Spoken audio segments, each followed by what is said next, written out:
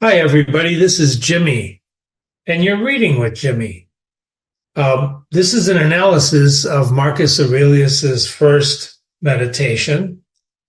Please, hopefully, you read it with me. If not, please go back and read it, because then this will make a lot more sense. Well, maybe not. Anyway, one of the most fortunate things we have had happen in this work by Marcus Aurelius is that it survived. When you finish reading it with Jimmy, it will, or it should, change your life. So normally, Jimmy insists on keeping within the story that we are reading together, especially classic literature. We want to stay inside the story, not outside the story. Going outside to the author who wrote it shouldn't really matter, as we only care about the story and the characters in the classical story. This is usually universally true of a novel, of poetry, short story, right? Except essays. Essays are different, and meditations are an essay. It's kind of like a diary. Marcus Aurelius was actually writing these when he was in battle. He was in battle all the time, and he would take time to write down his meditations. So it's kind of like a diary. He called it Meditations, but it's really a diary. And when you're writing a diary, a real diary, you stay inside the story, right? Now, we've got a couple of diaries on Reading with Jimmy already. For example, Diary of a Madman is told in diary narration. And it is a diary, and we stay inside the story. And there's a character who's writing in the story, but it's not Nikolai Gogol. So in this case, this is Marcus Aurelius writing this. There is no identifiable character inside his diary except for himself.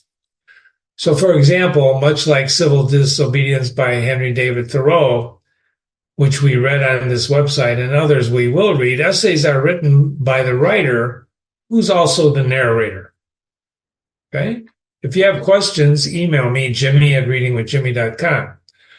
Knowing about the person writing the essay, as you will also see if you review the Poetics by Aristotle with Jimmy when he posts that essay, adds to your understanding and appreciation when it is an essay. That's why we post classical essays like Meditations. It also puts what the author/narrator is talking about in perspective. For example, you think things always change, but when you read someone like Marcus Aurelius, you see that really nothing changes too much. Knowing about I'm laughing because there's a lot of things in this that when I said it's going to change your life, it's going to make you realize that there's really nothing new under the sun.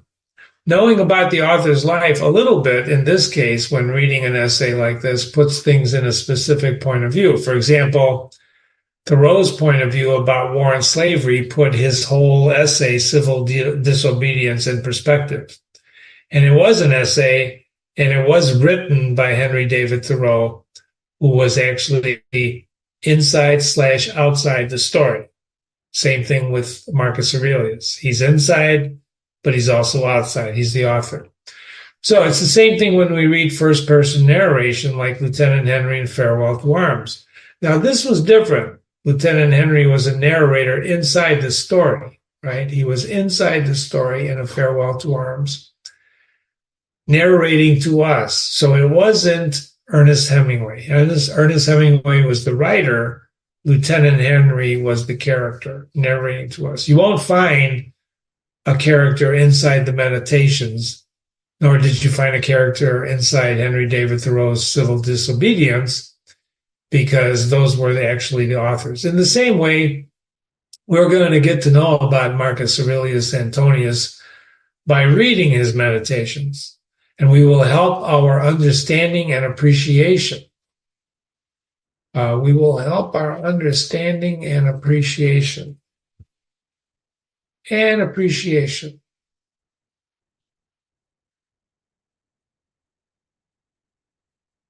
Lowercase w. I should have corrected it before. Anyway, by knowing who wrote it, Marcus Aurelius, not just by reading the Meditations. Look at that typo. Whoa.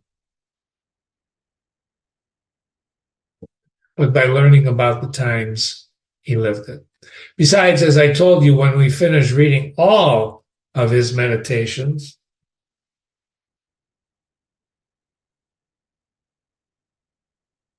it will and should change your life, and you will understand that only you can change yourself. Do you understand? I mean, that's the one thing you should get when you're reading this, is that you can only change yourself. So changing other people, well, that's pretty much impossible. Take it from Jimmy. So what does it mean to change us? What does that mean to change us? Well, that's a question to keep in mind throughout the meditations. So let's examine a little bit about this unique individual before we tackle meditation number 1. A little bit about Marcus. Marcus Aurelius was a Roman emperor and a Stoic philosopher. Stoicism, as we talked about when we were reading the first one, is important. We're going to talk about Stoicism throughout the analysis.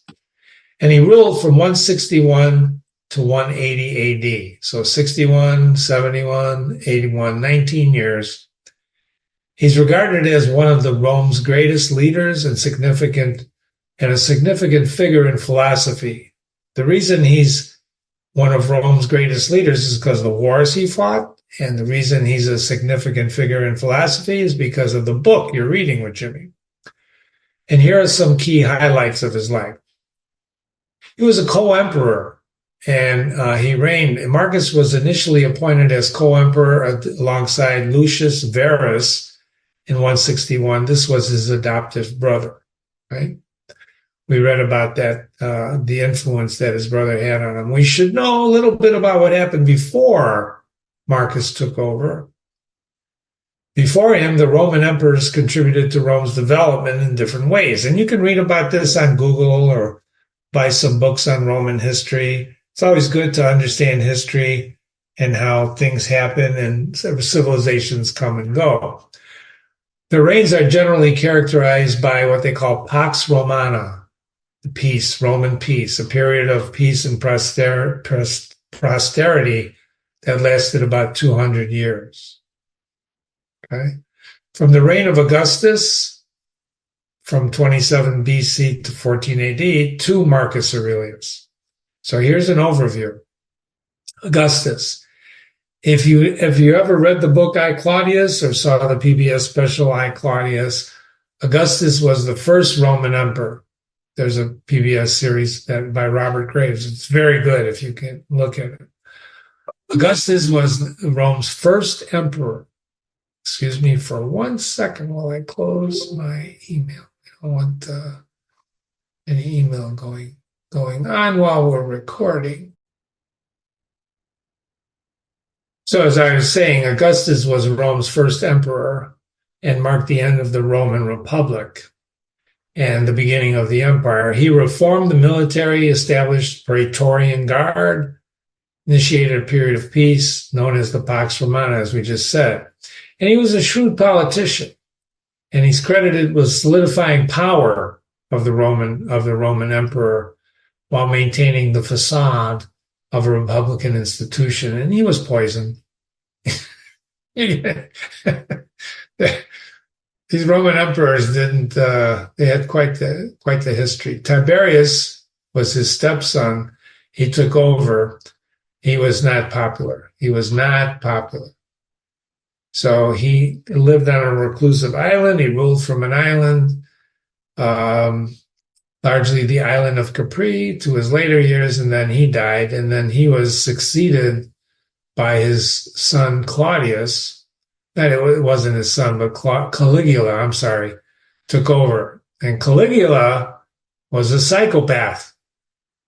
A lot of debauchery. Again, if you get a chance to see the PBS series I, Claudius, it's an excellent overview of what these people were like. Caligula declared his horse was a priest, and then he was assassinated by his own Praetorian Guard, the guard that guarded the emperor. Whereas Claudius, his uncle, took over. He was pretty effective. the Praetorian Guard who killed Caligula selected Claudius, and he expanded the empire. He actually went and conquered Britain. You can see all this on a Google map and blah, blah, blah. Claudius also reformed bureaucracy. He was a pretty smart guy. He's also handicapped. Nero took over, and he was a psychopath. There's something about psychopaths. I don't know. He was artistic. He was blamed for burning Rome. He used to crucify Christians. And he committed suicide after being declared a public enemy by the Senate.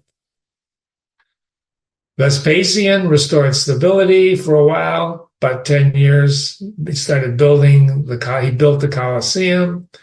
Then came Titus. His son was popular. Mount Vesuvius erupted in 79 AD. Domitian expanded the empire's border, but he turned into a tyrant and he was assassinated. And then you have the 5 good emperors, of which Marcus Aurelius was the last one up. So Marcus, when he ruled with his brother died, right? Somehow another way. I don't think it was any shenanigans, but he died.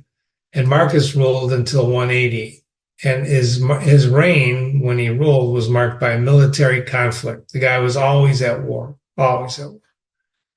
The Marcomannic wars, you can read about it. They were the Germanic tribes. They call them barbarians, but they were the tribes.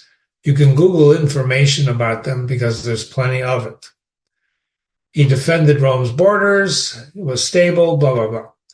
He was a skilled military strategist and spent much of his reign on the front lines. That's where he wrote the Meditations, particularly on the Danube River. I didn't want to show a map, but you can look it up. The barbarians kept wanting to invade Rome, and he kept repelling them up and back.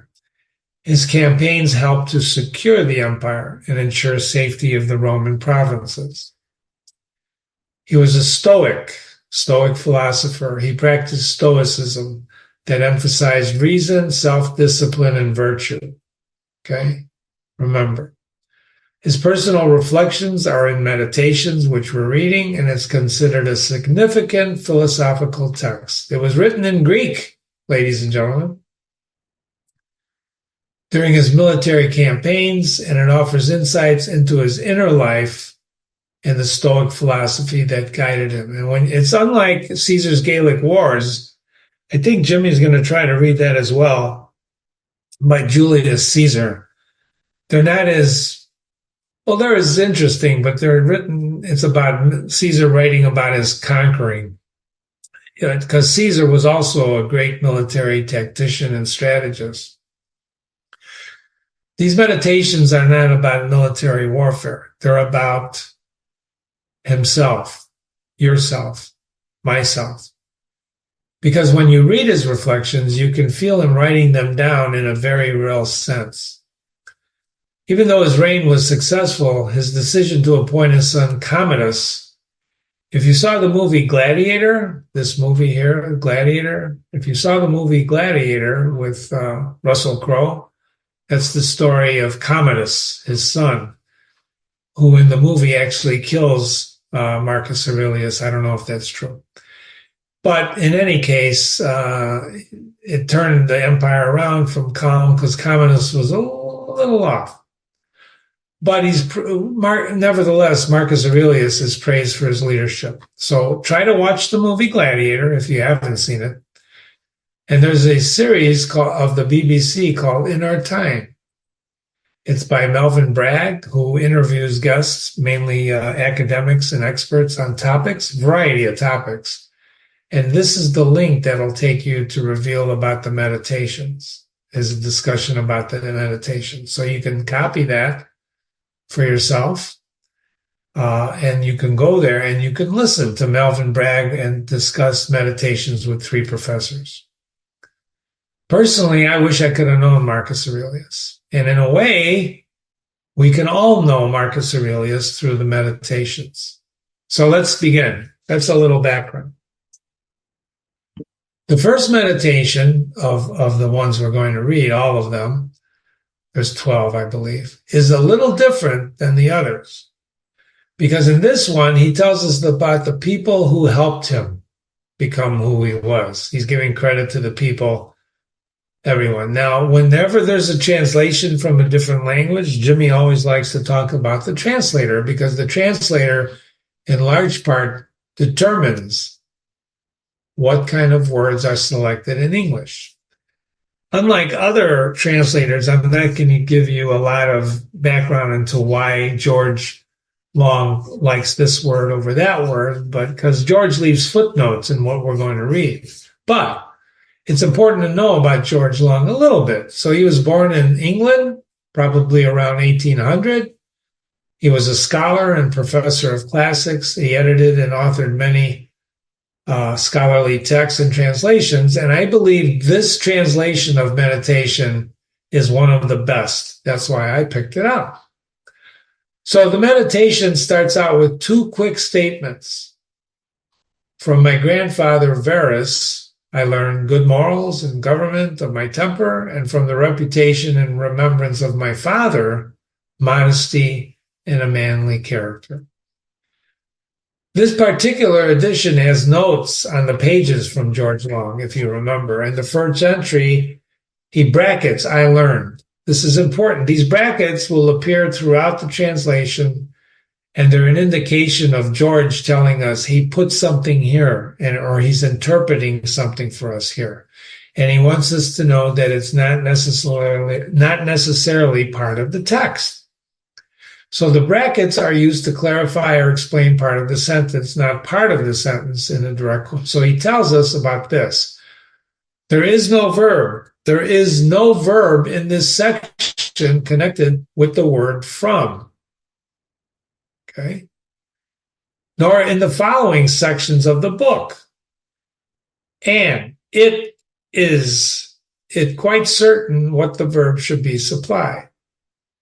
Okay, it isn't quite certain, so he supplies the verb. If you take this word out, before we do that, let me read what George says. If he does not mean to say, he is Marcus Aurelius, does not mean to say that he learned all these good things from several persons whom he mentions. He means that he observed certain good qualities in them or received certain benefits from them, and it is implied that he was the better off for it, or at least might have been. For it would be a mistake to understand Marcus as saying he possessed all of these virtues which he observed in his kinsmen and teachers. It's George's way of saying us, whatever we're reading now does not necessarily mean Marcus had these qualities, but he's putting it down as qualities he admires. Do you understand? So and if you look at the top line there, from my grandfather Verus, if you don't read, I learned, if you just skip the verb which you're going to do in subsequent readings, George will skip the verb. Now, Jimmy, why is that important? What the hell? What does that got to do with what you're telling me? Well, it's got a lot to do with it, because if you're translating from Greek or Latin or any other language, the translator is the person who actually will govern your thoughts. So I'm kind of glad George did this, because he's basically saying in his little footnote there that he doesn't believe Marcus possesses all these great qualities, but that he admires them. Which means if you go back to the first sentence, if you read that sentence without the brackets, I'm going to point this out in a moment, from my grandfather, good morals and the government of my temper. That doesn't make any sense, because George said there is no verb, but it does make sense, because what the hell else could he be talking about, right? He either observed good morals and government or my temper, or in this case, George supplied the verb that he learned good morals and government of my temper. It doesn't matter whether he learned it or observed it. These two items here are important to understanding Marcus Aurelius. So are these two characters: modesty, characteristics, and manly character. Long says it would be a mistake to think Marcus possessed this. Right, we talked about that. In his observations, he narrates that are important, not the fact that he possesses it. So that's why we pay attention to the narrator narrating inside the story. George Long is outside the story. He's the translator. It's clearly separated from inside the story. Inside the story is Marcus Aurelius. And the fact that George chose the verb learned, not observed, but learned, is George's choice. Are you saying, Jimmy, that that has to be my choice? I'm saying that it doesn't, because if you don't want to use what George put in here as the verb, the implied verb, you can just read this now and you'll figure it out by the time you keep reading that these are characteristics that he admires or he possesses himself, Marcus. So I gave you the background about Marcus to help you appreciate what you're reading. He's a warrior. Ladies and gentlemen, he killed a lot of people. And yet, as you read these meditations, you're going to find someone who continually self-examines himself and try to measure what he is and what he does. He's not just, quote unquote, a psychopath. Caligula did not keep a diary. He did not do meditations. The only thing we know about Caligula is what other people reported about Caligula. And that's why this meditation, these meditations by Marcus Aurelius are so important, because this is Marcus Aurelius talking to himself and to us. So that's a long explanation of why Long used brackets, but let's try an experiment. Read it without the verb, just like I just did. If you read it without the verb, something is implied in here, some kind of verb, because the next sentence, it is implied as well, right? The next sentence, from the reputation and remembrance of my father, modesty and a manly character. This time he doesn't use brackets because it's implied, right? Do you remember what we were talking about? So, because the next sentence is implied. The next time the actual verb learn comes up is in the fifth statement. From him, the governor, those are my brackets, I learned endurance of labor and to want little and to work with my own hands, etc., etc. So the brackets here are mine. I pulled it out and I put in brackets for you to realize I'm talking about who Marcus was talking about, the governor, because he uses a pronoun. Pronouns, as we talked about whenever you read Classics with Jimmy, are very dangerous. They're very dangerous. Because you can have a lot of pronouns in a sentence and you lose track unless you take a piece of paper out and start watching who that pronoun is for. We've experimented with that. So here's another pronoun, my own hands, and not meddle with other people's affairs and not be ready to. So the brackets are mine, but the word learn, the verb learned, is from George Long. He put it in. So these are little details, but you need to be aware of them in order to understand the meditations better. Here again, you can read without the verb, and it makes total sense. You don't need the verb here. From the governor to endurance of labor. You see, what he's doing is creating a list of things that he learned from people that were around him. So I want to review a few of the major sections before I pull out all the things he learned and discuss them with you. From my mother, piety, and notice there's no verb, right? But he learned piety and beneficence, which is, right, good works and charity, and abstinence, not only from evil deeds, but even from evil thoughts.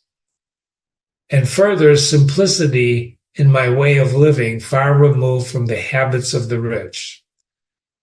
This is an important statement, I thought, because this is what his mother taught him: piety, benevolence, goodness, abstinence from evil thoughts and deeds, but also to live simply and remove himself from the habits of the rich. What do you think the habits of the rich are? Are you rich? Do you have habits? And what are those habits that a guy like Marcus would want to be removed from the habits of the rich? Jimmy's observed rich people. What does rich mean anyway? Does that mean you got a lot of money, a lot of things? Can you have a rich character without having things and money? Think about that. This is why ladies and gentlemen, that the meditations are so important. What the heck does he mean? Far removed from the habits of the rich. That's what his mother taught him. Stay away from the habits of the rich. I think I know what he's talking about. Do you? For my great grandfather not to have frequented public school.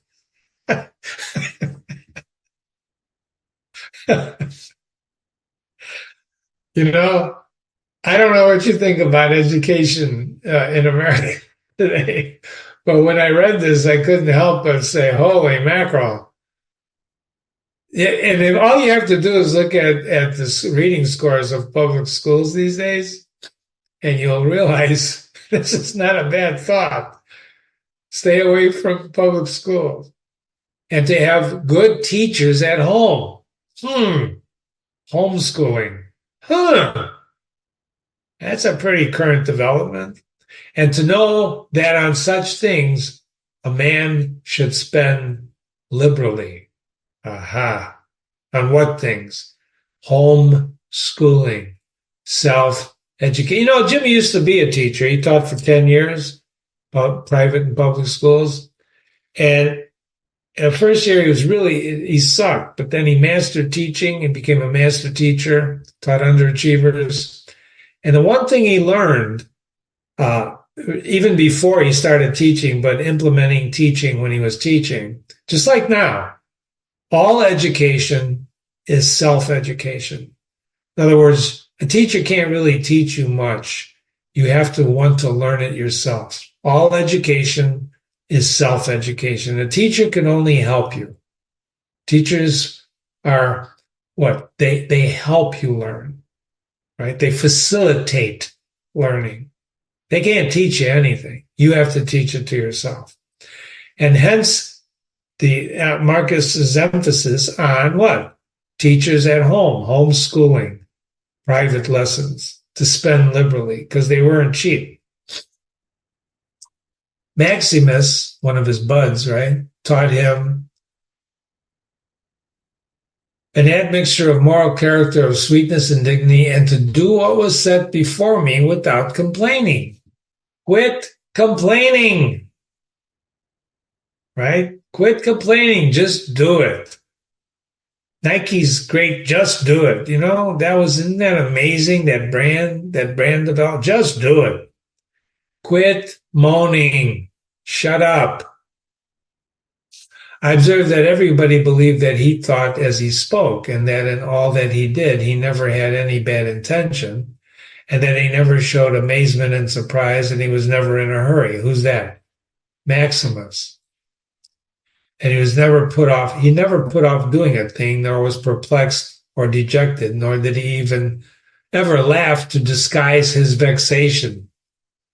That, when I read that, I thought he's talking about this guy, Maximus, right? His bud. And I thought when he's writing this, that he was pretty impressed by this guy, because he never laughed to disguise his vexation. His anger, that's what you mean, your vexation, when you're angry, right? Or distraught. You know people who disguise their vexation when they laugh? I'm thinking of several in my mind. I'm not angry, but I'm laughing because I'm thinking of people who do that. When they get angry or pissed off or uncomfortable, they laugh. But Maximus never did that. Nor, on the other hand, was he ever passionate or suspicious. He was accustomed to do acts of beneficence, good deeds, and was ready to forgive, and he was free from all falsehood. Wow. He was free from all falsehood. That's an amazing statement, because I don't know about you, but Jimmy's lied in his past. I don't know anybody who has never lied. I never met anybody who has never lied in their life. If you take a lie detector test and they say, did you ever lie? And you say no, I think the lie detector will tell you that's bullshit. There's always a little lie, isn't there? Well, it's a white lie. It doesn't count, Jimmy. I don't know. But he believed Maximus never, he was free from all falsehood. He presented the appearance of a man who could not be diverted from right, rather than of a man who had been improved. And to the gods, when he's talking about the gods, Marcus Aurelius says here, where am I? And to bring he's thanking the gods for a father who was able to take away all pride from me. That's such a stunning statement, because note here, pride is one of the 7 deadly sins. And it's in many of the classics that we read. Pride cometh before the fall. We talked about pride. So he's thanking the gods for a father who was able to take away all pride from him. So Marcus Aurelius doesn't have pride. He took all pride is gone. Can you try to imagine that if you took your pride away from? Because whenever we do something good, we take pride. How did I do? Aren't you proud of me? See, those are common statements. I want you to be proud of me. But his father took away all pride from Marcus, and to bring me to the knowledge that it is possible for a man to live in a palace without guards, embroidered dresses, torches, statues, and such like show. In other words, it doesn't have to be ornate, O-R-N-A-T-E. But that's it in a man's power to bring himself very near to the fashion of a private person. This is very important, without being for this reason either meaner in thought or more remiss in action with respect to the things which must be done for the public interest in a manner that befits a ruler. Remember his father, and he's the emperor now, Marcus, right? So live like a private person. There used to be a show on Undercover Boss. Jimmy never watched it, but the premise was the boss of the company goes undercover and quote unquote gets a regular job. Like if you're a fast food restaurant and you own all 30,000 McDonald's, you go and you slash burgers, right? You go and you slash some burgers. You act, just like a regular person. Because if they don't know you, how do people treat you if they don't know you own the company? I had a banker friend who always wanted everybody to know he was the president of a bank. And he asked me one time, why don't you want people to know that you own the business? I said, well, because then they're going to treat me differently. What do you mean, Jimmy? Well, when you know what a person is, who a person is, you start treating them differently. I met a couple, we were shopping this weekend, and I met a couple, a guy who was standing out as the wives were trying some things on, and I started casually talking to him, and his name was Jose. Very nice guy. We were giving thumb ups to our wives. We didn't know each other. It's casual. So what do you do? He was still working. He worked at a major corporation. He ran their operations in South America. Before that, he worked for a brand that is now defunct. It was a famous brand, a camera brand. And he actually ran those southern operations for them. And you just change your opinion about people as they tell you about themselves. And I told him a little bit about Jimmy. And then as you formulate these things about people, you form an opinion. You start writing on your blackboard, as John Locke would say, about what you think of them. Now, if he said, I've been a slave on a galley ship, I don't know if I would have believed them. Sorry. But that would have been an interesting answer. And if I said that to him, he probably would have moved away, right? But the point is that Marcus Aurelius wants to live like a private person. In other words, like a regular person, not like an emperor, ostentatious, right? Everybody got to know he's the emperor. You heard there's a great fairy tale, The Emperor's New Clothes. There's a lot of people guilty of that, right? If it's a great fairy tale, we should probably study that one day. Maybe I'll bring in fairy tales to study. But you know the story, right? There's a guy that's, he wants just the super great cloth that, that the king should wear. So the guy didn't know what to do, and he doesn't want to lose his head because unless it's perfect, the emperor would, the king would kill him. The emperor's new clothes, the emperor would kill him. So he started making stuff up, an invisible cloth. And there was nobody around the king as he showed, once he finished it, and said, "Oh, this is beautiful." But he had nothing on. And everybody around the emperor was afraid to tell the emperor that he had nothing on. So they would say, "Oh, it's beautiful. Your Majesty, you're gorgeous. Hey, oh my God, it's beautiful." But he had nothing on until he went out among the people who started laughing their asses off because he was naked. He had no clothes on. The emperor's new clothes, right? It's a good story. You should read it. In any case, Marcus wants to live like a private person. This was good. And I thank the gods for giving me such a brother. And here there's a footnote here, if you remember. He thinks it's his adoptive brother, who was able by his moral character to rouse me to vigilance over myself. What does that mean? Vigilance over myself. Vigilance. That means watching yourself. Don't do nothing stupid. I used to have a rule, still have a rule in my business. There's only one rule in social media that you need to follow if you're posting for clients or if you're posting for yourself. And what is that rule, ladies and gentlemen? I'll share it with you. I'm glad you asked. Don't do anything stupid. Right? Vigilance over yourself. Vigilance over your posts. And who at the same time please me by his respect and affection. And that my children have not been stupid nor deformed in body. So he was thanking the gods for this. He's very grateful to the gods. They had multiple gods. Still for the gods living according to nature, that I still fall short of it. From forthwith living according to nature, though I still fall short of it through my own fault. That's a stunning admission for an emperor, that he falls short from living according to nature. In other words, the way you should live. And though through not observing the admonition of the gods, I may almost say their discreet, direct instructions, that my body has held out so long in such a kind of life. He's thanking the gods that after all his mistakes, he's still alive. Now, isn't that interesting? An emperor who makes mistakes and is not afraid to say he's screwed up. Isn't that refreshing? I come from a world in business where they say never apologize.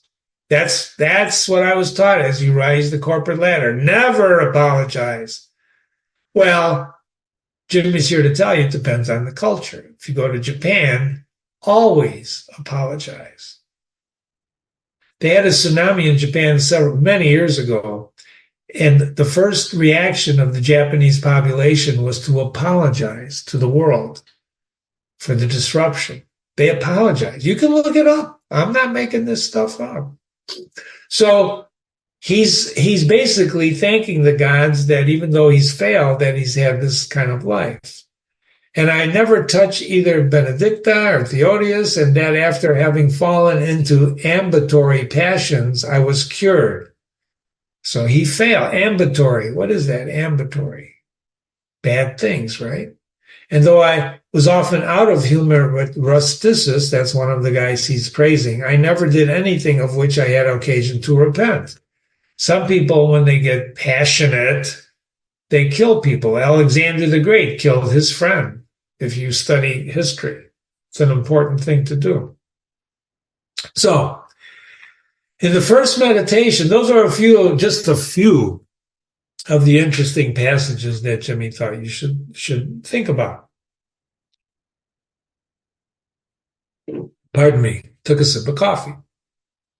I pulled out personally 55 pieces of advice from the first meditation.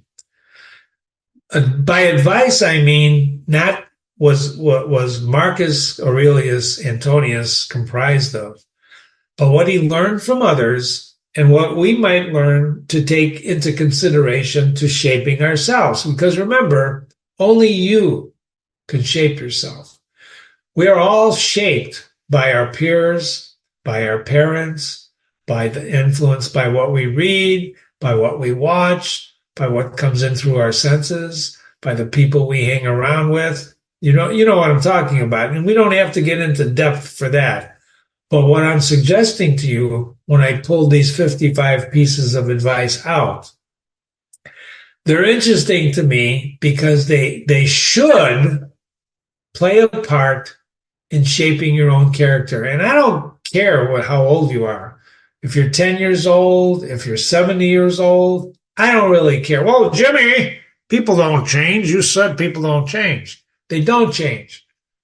But in self-reflection, what they call introspection, when you look at yourself, and sometime if you start down that path, I gotta tell you, you might not like what you see, in which case you have a couple of choices. Ignore it or change it. Ignore it or change it. And those are the two choices you have with anything that you think about yourself. You understand? There was a shooting in San Francisco this past weekend with a football player who was shot when a guy tried to rob him. He was shot in the chest, and they caught the robber. They still haven't charged the robber.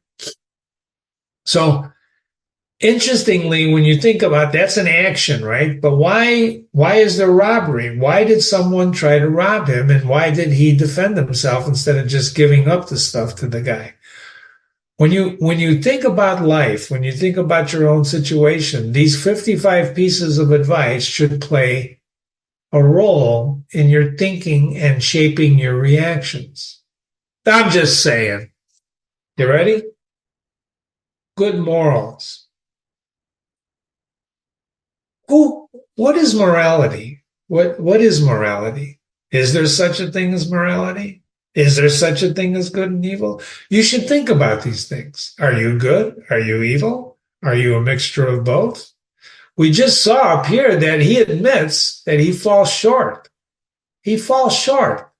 He's trying to there's a lot of things in here about positive thinking, right? Keep evil thoughts away. Do what's right. There's a lot of things in here. And so what I'm suggesting to you from these 55 pieces is for you to think about it. Because this, ladies and gentlemen, is an adjective, right? Good morals. Government of my temper. What is that? We all have tempers, or do we? Do we govern our temper? Why is it important for Marcus Aurelius to govern his temper? Not get mad. Why is that important not to get mad? You know why? Because when you get mad, you lose control of your actions. When you lose control of your actions, you can hurt others and yourself. This makes a lot of sense, doesn't it? And yet, there are people who get pissed off and mad and hurt other people and themselves. So one of the things he's telling himself and us is to think about governing your own temper. Modesty. We just read about that, not to be ostentatious, because he was the emperor. Be modest. Why is modesty a good character trait? Jimmy, that's not good. If you got it, flaunt it. Come on. Well, maybe you believe that. Maybe I'm not saying what you shouldn't believe. I'm just saying Marcus Aurelius thinks modesty is a good character trait, whether he observed it in other people or himself. And we certainly know that he did it to himself. He was a modest guy. He wanted to live like a private person. Besides, he was at war all the time. He was fighting.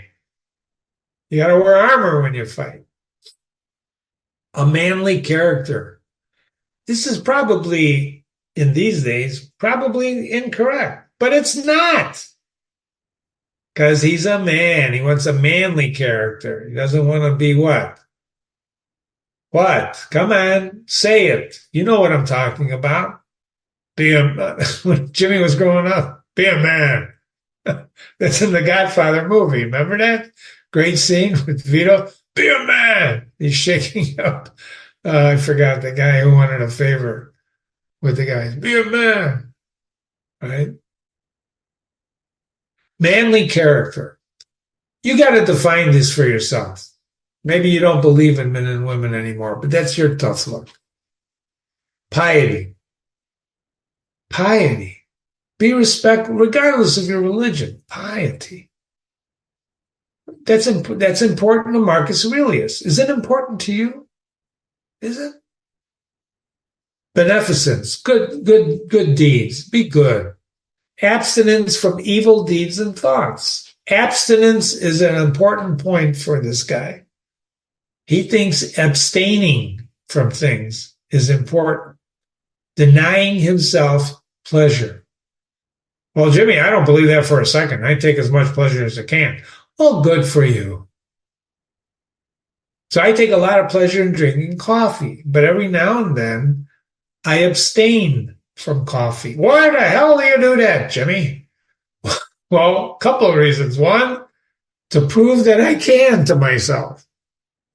It's something I like, so I deny it sometimes. Also, it keeps me from being totally addicted to coffee, right? Which is caffeine. I'm an addict. But the other abstinence is important because, like, for example, in the Catholic religion, they have Lent, where you're supposed to give up things for Lent. It's one of those ritual tradition things, right? But abstinence from evil deeds. Notice he uses adjectives. That's important. Evil deeds. What's evil deeds? What are evil deeds and evil thoughts? Well, that depends on what you define evil. What's good, what's bad. Because on a relative moral plane, that really depends on us. We make these decisions. We know when we read or when we finish reading the Meditations what this guy, Marcus Aurelius, defines as evil. Because he defines good. Simplicity in my way of living, far removed from the habits of the rich. We talked about that. Have good teachers at home. We just talked about that. That was in one of Jimmy's favorite passages. Endurance of labor. Work is good. Labor is good. Work with your hands. It frees your mind. Want little. Confucius say if you never want a lot, you'll never be disappointed. If you don't expect anything, you'll never be disappointed. So want little. Whoops, sorry. Want little. Work with my own hands. We just talked about that. Don't meddle in other people's affairs. Ain't that the truth? Should I repeat that? Ain't that the truth? Don't meddle in other people's affairs. I could tell you a story about this from college. My roommate wanted to marry this woman, but this woman was engaged to another guy, but he really loved her. And I meddled. I said, well, if you really love her, we got to go down and tell her that. You got to go down and get her away from this guy she was going to marry. Because she obviously loves you, because she told you. It's a long story, but that's what it was. But I meddled. And I regretted it ever since. It was not good. It's not good to meddle. I saw a guy smacking a woman around once. And I ran over there and I said, I pulled him off. And I said, what the... And I was going to get into altercation, and then the woman pushed me away and said, mind your own fucking business. Oh, I said, sorry. Okay, and I walked away. Don't meddle in other people's affairs. Not to be ready to listen to slander. Don't listen to slander. Well, Jimmy, how do you know what's slander? Well, you don't. So if you listen to slander, don't necessarily believe it, because there's a lot of BS, especially with social media. Not to busy myself about trifling things. What's a trifling thing? What's a trifling thing? It's something that's not important. So he's basically saying, I'm better off if I don't trifle with these trifling things. I shouldn't busy myself with these things. Not to give credit to what was said by miracle workers, jugglers about incantations. This is an interesting one. Incantations and driving away demons. Don't give credit to what was said by miracle workers. Right? Don't do it. Don't do it. Not to breed quails for fighting. Don't do it. That's interesting because, you have cockfights, right? In certain cultures, you still do that. But he's saying that's not a good thing. Don't breed these things to fight. Why? Respect for animals. Not to give myself up passionately to such things. He's an anti-passionate guy, although he was a pretty fierce warrior from what I've read. Endure freedom of speech. Tell me this is not important today. Endure freedom of speech. How insightful is it? How insightful was this guy? To endure freedom of speech. And what is freedom of speech? You heard perhaps Elon Musk's definition. Is when someone says something that you don't believe in, you let them say it. That's freedom of speech. Well, Jimmy, what about hate speech? I don't know what you're talking about. I don't know what hate speech is. I hate them. Well, yeah, but that's freedom of speech, right? What if you're in a theater and you cry fire? Well, of course, that's freedom of speech. I can cry fire if I want. I can pull a fire alarm in the Congress if I want. No, you can't. That's different because there's social laws like that, right? So there's laws. You cause a fire, you say fire, and there's a stampede, and people get hurt. That's not. Freedom of speech is listening to ideas, anyone's ideas. I remember when Jimmy was a young man growing up in the Chicago area, and there was Skokie, which was basically a lot of Jewish people lived in Skokie, and the Nazis were going to have a protest. They were going to march in Skokie. It was a big thing when Jimmy was a kid.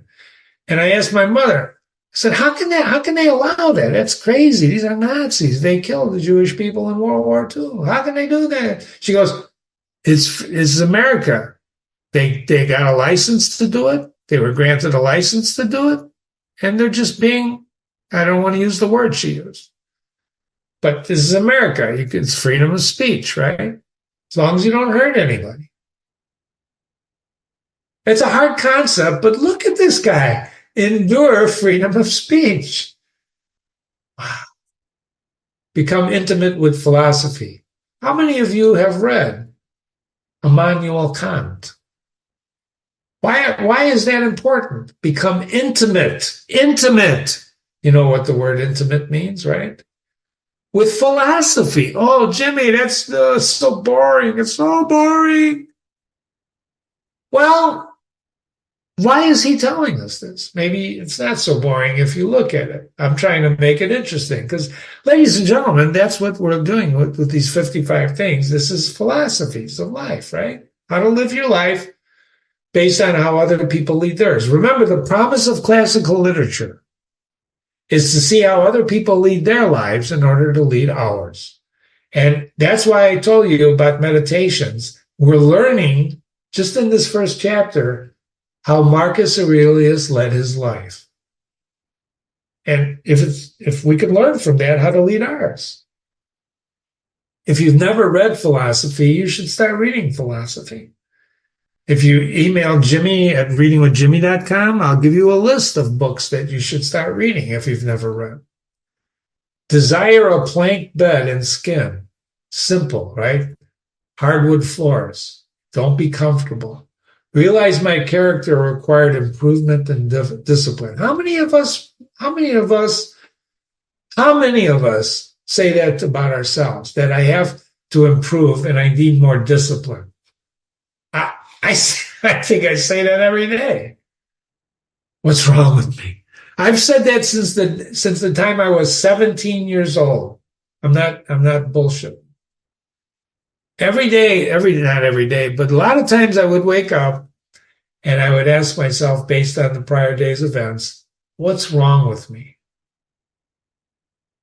And then, you examine it and you realize eventually that this is what's wrong with me and you correct it, or you say, there's nothing wrong with me. It's them. Not to be led astray to sophistic emulation or writing on speculative matters or delivering hortatory orations. In other words, don't be led astray with BS. Not to show myself off as a man who practices a lot of discipline or does benevolent acts to make a display. This is important. It's like if you've ever given something and not, we were at a restaurant the other day and there were a couple of sheriff's people there.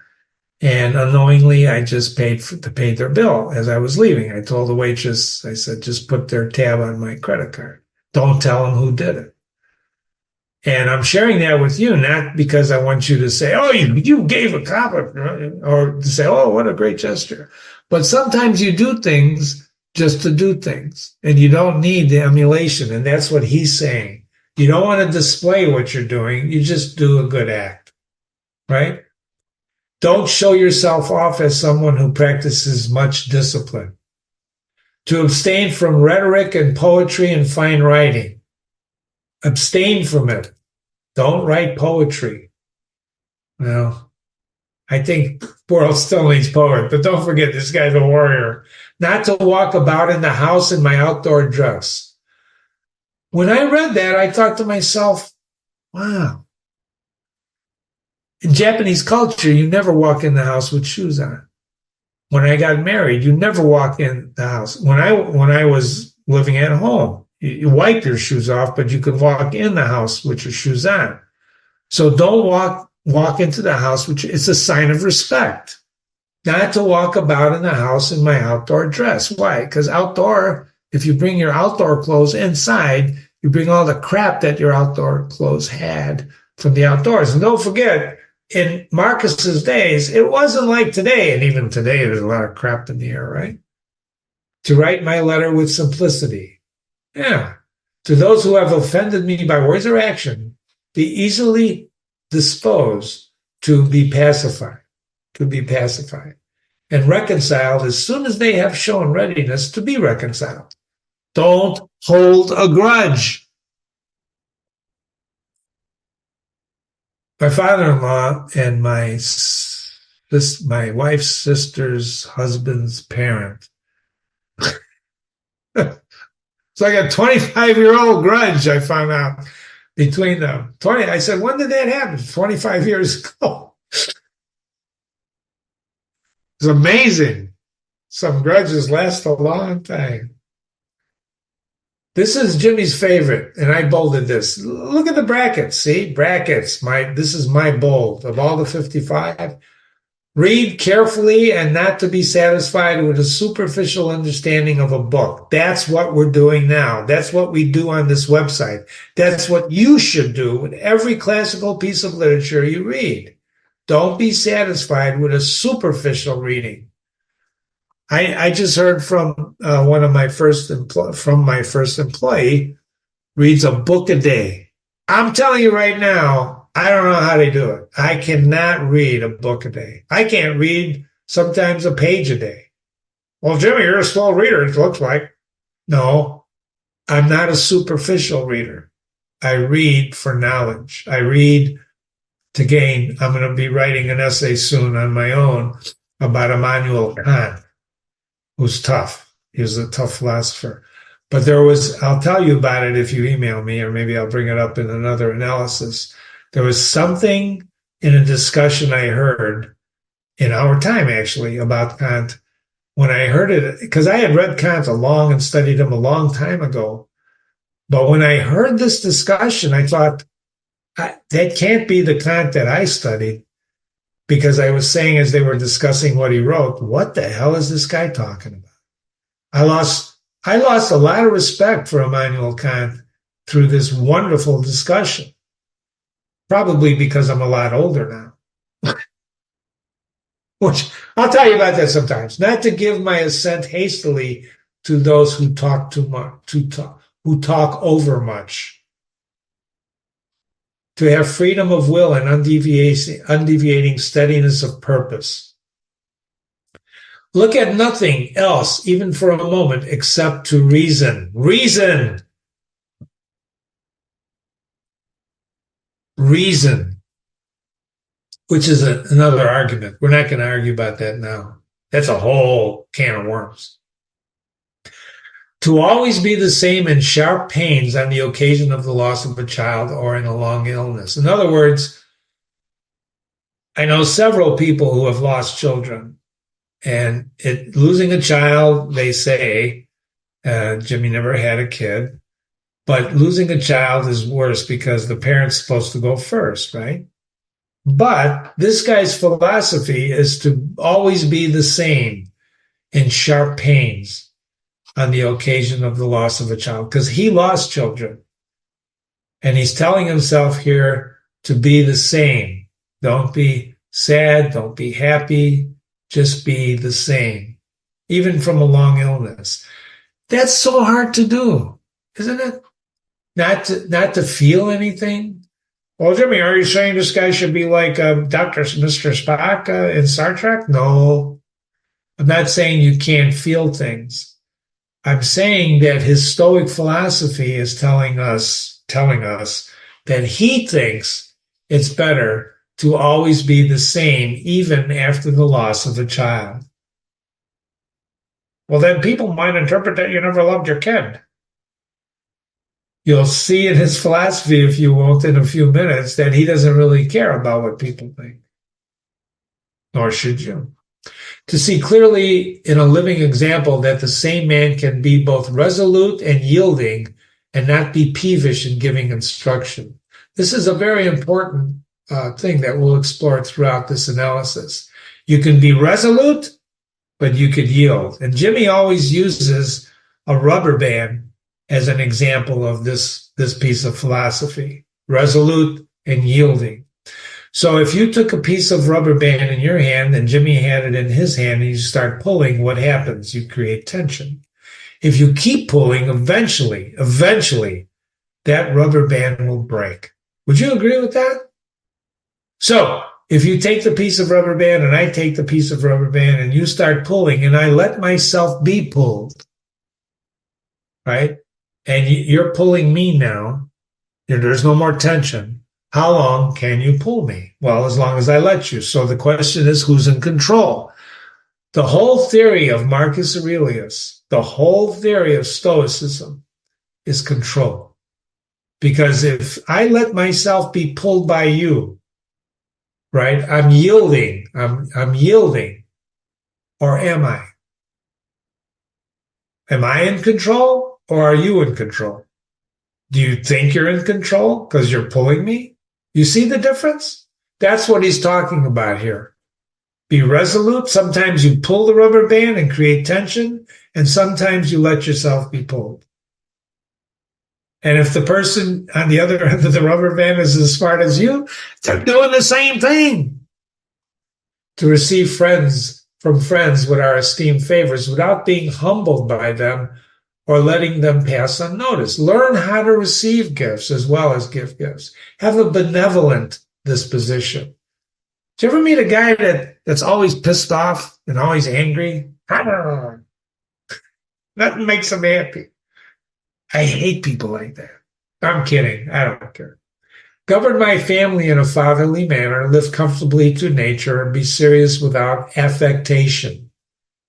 You know what affectation is? That's one of my favorite words, affectation. Affected. So happy to meet you. I was at a party for one of the priests that was his birthday party. Is one of my favorite. He helped me in my thesis, and it's a long story, but we were invited to his birthday party, and there were all these people there, all these academics. And I still remember one of the people coming up to my wife and myself saying, "Oh, so happy to meet you." Extended her arm. But, and it was just phony. That's affectation. That's being inauthentic, not authentic. Certain people, you can tell. Look carefully after the interests of friends. Tolerate ignorant people and those who form opinions without consideration. You meet a lot of those, though. Refrain from fault finding. Isn't that a good piece of advice? Even if you just took this, refrain from fault finding. Don't find fault. Even if you see it, refrain from it. Well, Jimmy, how's the person going to learn unless I correct them? How do you know it's a fault? Well, he shouldn't eat like that. He's a pig. Shut up, Jimmy. Not to be reproachful, to chide those who utter any barbarous or strange sound. Don't be reproachful. Sorry. Don't be reproachful. Sometimes my wife would tell me, would take a Pilates class. And there was a guy in the Pilates class who would, in a certain Pilates movement, I don't know, I wasn't there, in a certain Pilates movement would let out air.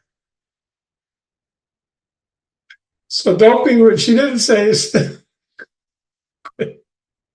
sorry, to observe what envy and duplicity and hypocrisy are in a tyrant. Envy, duplicity, and hypocrisy are in a tyrant. Tyrants are envious, duplicitous, and hypocritic. Isn't that the truth? And he's saying, observe that. Not to say to anyone that I have no leisure. You meet people like that? I don't have time. I'm just so busy. I don't have time. I'm so busy. Why would you want to be around somebody like that? Not to, oh man, I'm up to here. Not to continually excuse the neglect of duties required by alleging urgent occupation. I can't do it now. I've got other things to do. I think we're all guilty of that sometime or not, you know? One of the things that made Jimmy successful in business is that he dropped everything when a problem arose. That's called Kaizen, Kazin, Japanese, for quality. Drop everything. And then you can come back to what you're doing. So I never use the excuse, I have no time. I stopped what I was doing, especially when an employee would come in with a problem to solve or something. They were stuck in a data problem or whatever.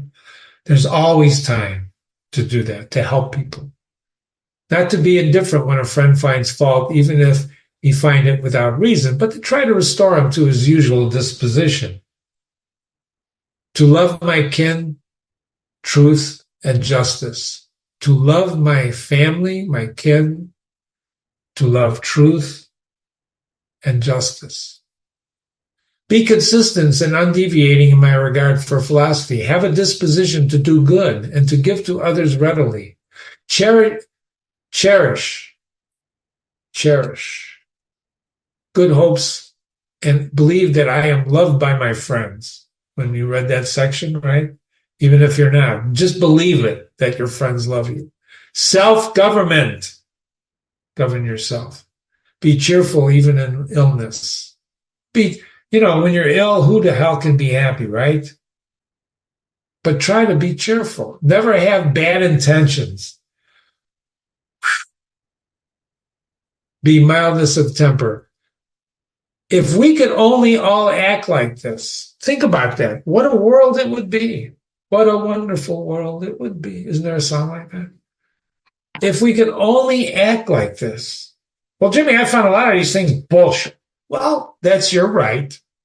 But remember, when you're reading classical literature with Jimmy, we read to learn how other people lead their lives and how to lead our own. So you are free, ladies and gentlemen, free to reject all of Marcus Aurelius' Antonius's advice if you want to.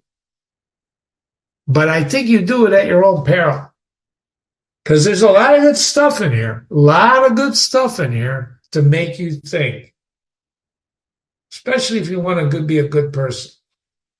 So, meditation 1 ends like this. Among the Quadi at the Granala, and there's George Long's note. He was actually writing this. He wrote this meditation, probably not in one sitting, but he was writing these meditations on the damn battlefield. On the battlefield is when he would take time to write these things. I find this stunning. I find this amazing, and I'm glad you're reading with Jimmy. I hope you stay with me for the rest of the meditations. You can learn more about Marcus Aurelius by watching these ongoing videos of this. We have 11 more to read. This was the first one. There's 11 more. There's the Dirty Dozen meditations of Marcus Aurelius, right? The Dirty Dozen. Be sure to visit and watch and read other classics on my website. Email me, Jimmy@readingwithjimmy.com, Jimmy@readingwithjimmy.com. And remember this one especially, to read carefully and not be satisfied with a superficial reading and understanding of a book. Thank you so much, ladies and gentlemen. Enjoy the day and come back.